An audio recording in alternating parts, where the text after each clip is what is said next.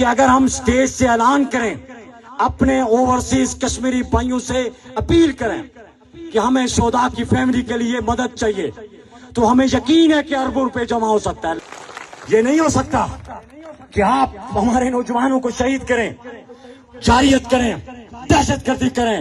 گولہ بارود ہم پہ پھینکیں اور پھر اس طرح جنگی ہتھیاروں کا استعمال کریں یہاں کے نتے شہریوں پہ،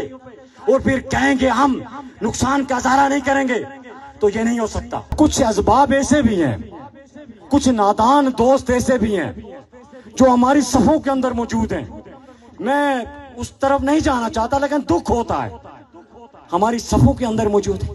ہماری دھرنوں کے اندر موجود ہیں، مذمت کے دعوے دار ہیں، ہمیں آ کے مشورہ دیتے ہیں کہ دھرنا اٹھا کے چلے جائیں۔ رب تعالیٰ کی طرف سے کہ اگر ہم سٹیج سے اعلان کریں، اپنے اوورسیز کشمیری بھائیوں سے اپیل کریں کہ ہمیں شہداء کی فیملی کے لیے مدد چاہیے، تو ہمیں یقین ہے کہ اربوں روپے جمع ہو سکتا ہے، لیکن نہیں، ہم نہیں کریں گے۔ جبر اور ظلم آپ نے کیا ہے، آپ کو اس کی قیمت چکانی پڑے گی، آپ کو اس کا جرمانہ ادا کرنا پڑے گا۔ یہ نہیں ہو سکتا کہ آپ ہمارے نوجوانوں کو شہید کریں، جاریت کریں، دہشت گردی کریں، گولہ بارود ہم پہ پھینکیں اور پھر اس طرح جنگی ہتھیاروں کا استعمال کریں یہاں کے نتے شہریوں پہ، اور پھر کہیں گے ہم نقصان کا اظہار نہیں کریں گے، تو یہ نہیں ہو سکتا۔ تو میں تو ٹوک ان سے یہ کہنا چاہتا ہوں ارباب اختیار سے کہ ایسا نہ ہو کہ بہت دیر ہو جائے اور آپ کے یہ بات چیت کے بھی دروازے بند ہو جائیں۔ ہم اس حوالے سے کہنا چاہتے ہیں کہ اگر مثبت بات چیت ہوتی ہے اور ڈرنے کو مائنس کر کے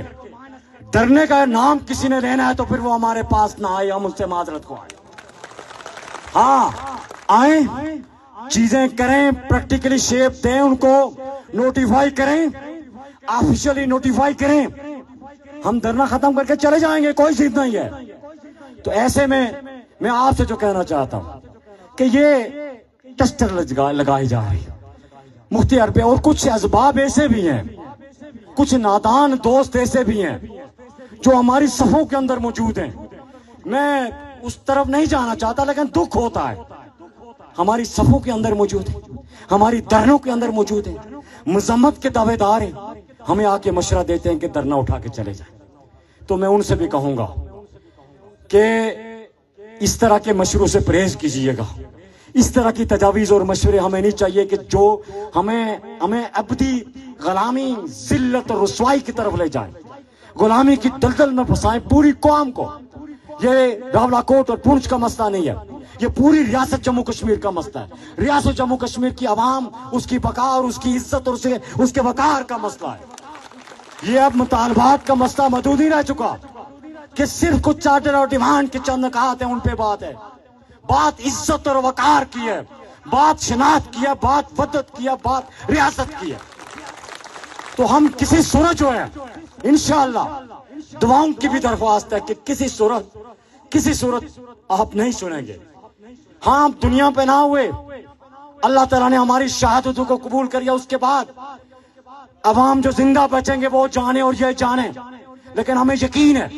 اپنی عوام کی اس 3 سالہ جدوجہد اور بالخصوص اس 2.5 ماہ کی جدوجہد پہ یقین کامل ہے۔ جس طرح اپنے رب پہ یقین کامل ہے، اسی طرح اپنی عوام، اپنی نسلوں پہ، اپنے بھائیوں پہ، اپنے عزیزوں پہ اعتماد اور اعتبار ہے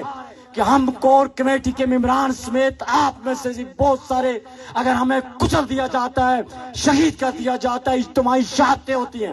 لیکن پھر بھی ہمیں یقین ہے جو بھی بچے گا، جو بھی ہماری ماں ہوگی، بہن ہوگی، بچہ ہوگا، بچی ہوگی یا نوجوان ہوگا، وہ ان کے خلاف پوری قوت کے ساتھ کھڑا رہے گا۔